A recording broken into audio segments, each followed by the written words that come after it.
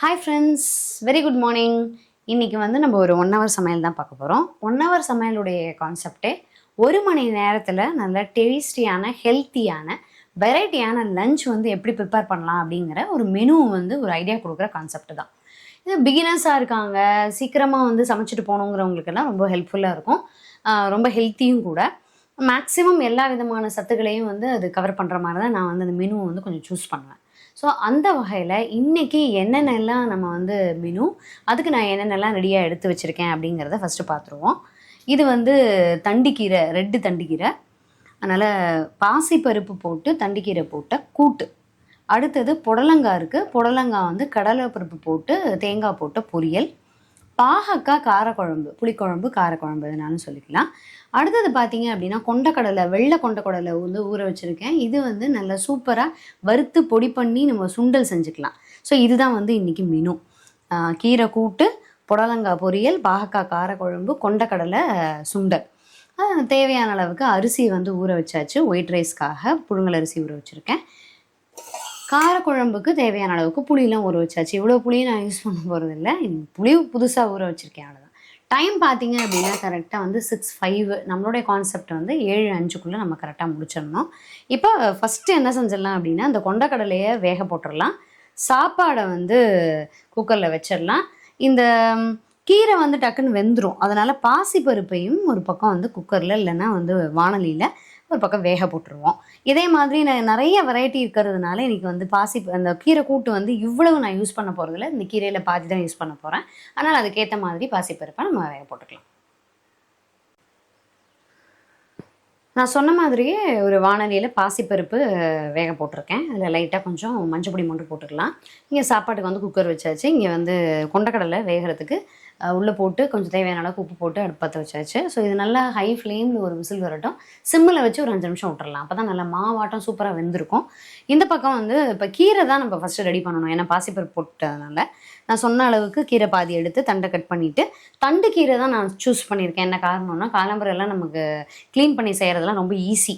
நார்மலாக ஆய வேண்டிய வேலையே இல்லை. நல்லா தட்டிட்டு இடையில புல் இருக்கான்னு பார்த்துட்டு நம்ம பாட்டுக்கு அப்படியே நறுக்கி போட்டு அலசிட வேண்டியது தான். ஸோ ஃபஸ்ட்டு கீரையை வந்து நறுக்கி ரெடி பண்ணிக்கலாம்.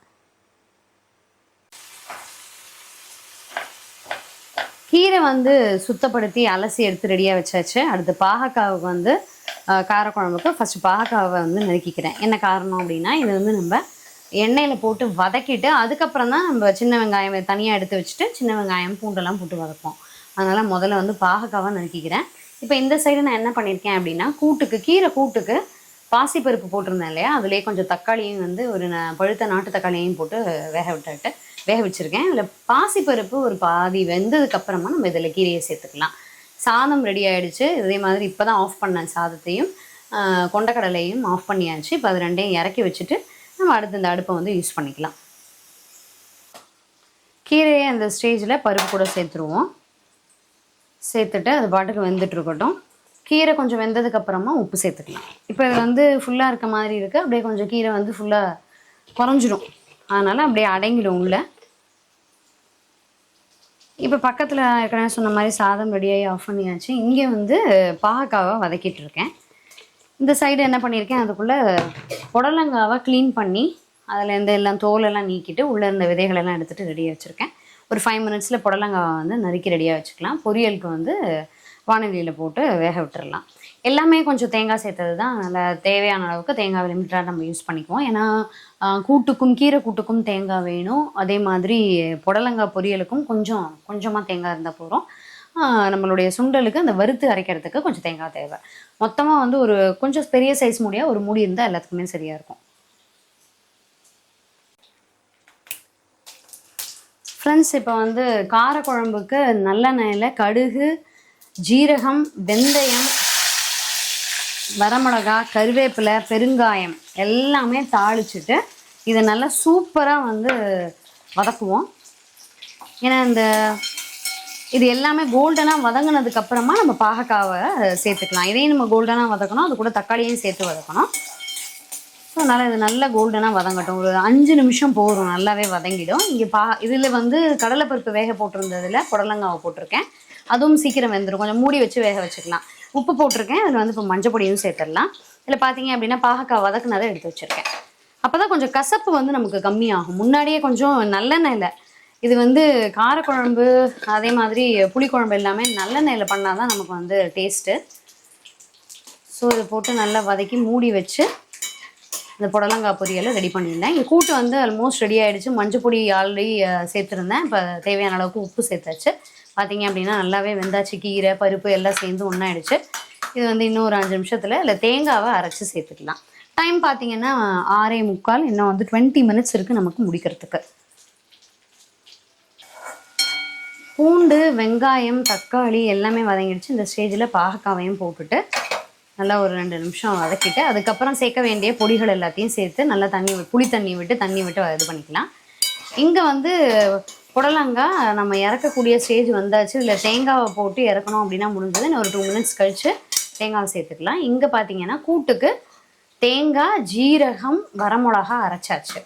தாளித்து மட்டும் விட்டால் போதும். ஸோ கூட்டுக்கு வந்து ஆல்வேஸ் நான் சொல்கிறது தான், மத்தியானம் லஞ்சுக்கெல்லாம் பேக் பண்ணிட்டு போகிறதுனால தேங்காய் சேர்க்குறதுனால ஒரு 2 நிமிஷம் கொதி விட்டுட்டு அதுக்கப்புறம் இறக்கணும் அப்படின்னா தான் நல்லாயிருக்கும்.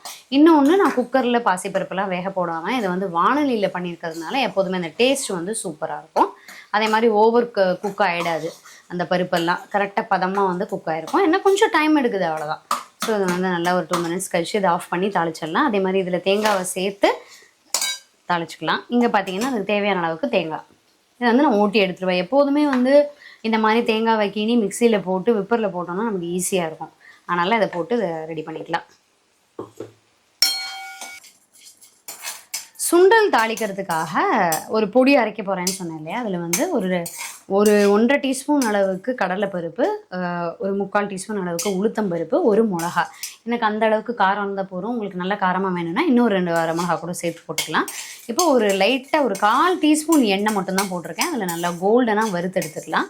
இதை நல்லா கோல்டனாக வறுத்து எடுத்து வச்சதுக்கப்புறமா தேங்காய் இருக்குது பார்த்தீங்களா, இதையும் அதில் சேர்த்து நல்லா வறுத்து எடுத்துக்குவோம். அதுக்கப்புறம் அது எல்லாத்தையும் நம்ம வந்து பொடியாக அரைச்சிக்க போகிறோம். அவ்வளோதான். இங்கே வந்து புடலங்காய் நிறுத்தியாச்சு. தாளிக்க மட்டும் செஞ்சால் போகிறோம். இங்கே பாகக்காவை பார்த்தீங்க அப்படின்னா நல்லா கெட்டியாகவே ஆயிடுச்சு. தேவையான அளவுக்கு உப்பு சேர்த்தாச்சு. இதில் என்னென்னலாம் சேர்த்துருக்கேன் அப்படின்னா நம்ம சாம்பார் பொடி 1 teaspoon, Kashmiri chilli powder 1 teaspoon, வர கொத்தமல்லி பொடி 2 டீஸ்பூன் அளவுக்கு சேர்த்துருக்கேன். நல்லெண்ணெய் வச்சு இன்னும் கொஞ்சம் கூட நம்ம நல்லெண்ணெய் விட்டு கூட இதை இன்னும் கொதிக்க விட்டுக்கலாம்.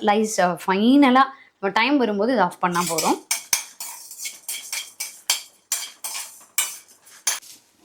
ஃப்ரெண்ட்ஸ், குழம்பு வந்து நிறுத்திடலாம். நல்லாவே கெட்டி ஆகிடுச்சு. சூப்பராக கெட்டி ஆகிடுச்சு. இப்போ நான் வந்து என்ன பண்ணியிருக்கேன் அப்படின்னா, நான் வறுத்து வச்சுருந்தேன் இல்லையா தேங்காய் பருப்பு எல்லாமே, அதை வந்து நல்லா பொடி பண்ணி எடுத்து வச்சாச்சு. இப்போ இந்த சுண்டலை வந்து தாளிச்சிருக்கேன். நார்மலாக கடுகு கருவேப்பிலை பெருங்காயம் போட்டு அதில் மஞ்சள் பொடி போட்டு வேக வச்சுருந்த சுண்டலை சேர்த்தாச்சு. இப்போ நான் வந்து வறுத்து அரைச்சி வச்சுருக்கக்கூடிய அந்த தேங்காய் பொடி அந்த கலவை இருக்கு இல்லையா, அதை வந்து இதில் சேர்த்துடலாம்.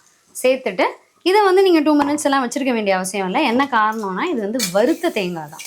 அதனால் வந்து நீங்கள் போட்டு எல்லா பக்கமும் இது நல்லா கலந்த உடனேயே நிறுத்திடலாம்.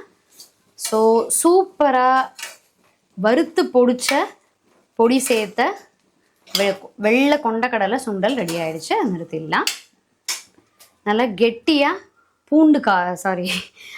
பாகக்காய் காரக்குழம்பு நல்லா ஃபென்டாஸ்டிக்காக ரெடி ஆகிடுச்சு. இங்கே பார்த்தீங்க அப்படின்னா நம்மளுடைய புடலங்காய் பொரியல் அதுக்கும் தாளிச்சாச்சு, அதுவும் ரெடி ஆகிடுச்சு. கீரை கூட்டு நான் வந்து கீரைங்கிறதுனால இதில் வந்து நான் கருவேப்பிலை தாளிக்கல, அப்படியே வந்து கடுகு உளுத்தம்பருப்பு அதுக்கப்புறம் பெருங்காயம் தாளித்து ரெடியாக இருக்குது. ஒயிட் ரைஸு ரெடியாக இருக்குது. டைம் பார்த்தீங்கன்னா கரெக்டாக 7:10. ஒரு 5 மினிட்ஸ் to 10 மினிட்ஸ் நமக்கு இந்த மாதிரி பேசிக்கிட்டே சமைக்கும்போது எக்ஸ்ட்ராவாக தான் ஆகும். அதனால் உங்களுக்கு வந்து 7:10க்கு நான் முடிச்சுட்டேன். நீங்களும் இந்த மெனுவை ட்ரை பண்ணி பாருங்கள். இந்த மெனு வந்து ரொம்ப ஹெல்த்தியாகவும் இருக்கும், டிஃப்ரெண்ட்டாகவும் இருக்கும், நல்லா சாப்பிட்றதுக்கு சூப்பராக இருக்கும். ட்ரை பண்ணி பார்த்துட்டு எப்படி இருந்ததுன்னு சொல்லுங்கள். நம்ம டிஸ்கிரிப்ஷன் பாக்ஸில் ஏற்கனவே நம்ம போட்டிருக்க 1 hour சமையல் எல்லாத்துடைய லிங்க்கும் இருக்குது. இன்ட்ரெஸ்ட் இருந்தால் நீங்கள் அதை பார்த்துக்கலாம். நீங்கள் அதை ஃபாலோ பண்ணிங்கன்னா கிட்டத்தட்ட ஒரு 2-2.5 மாதத்துக்கு லஞ்ச் வந்து சூப்பராக உங்களுக்கு ரெடி பண்ணுறதுக்கு ஈஸியாக இருக்கும். 1 hourல ட்ரை பண்ணி பார்த்துட்டு எப்படி இருந்ததுன்னு சொல்லுங்கள். இன்னும் ஒரு நல்ல அருமையான வீடியோவில் சந்திக்கலாம். தேங்க்யூ.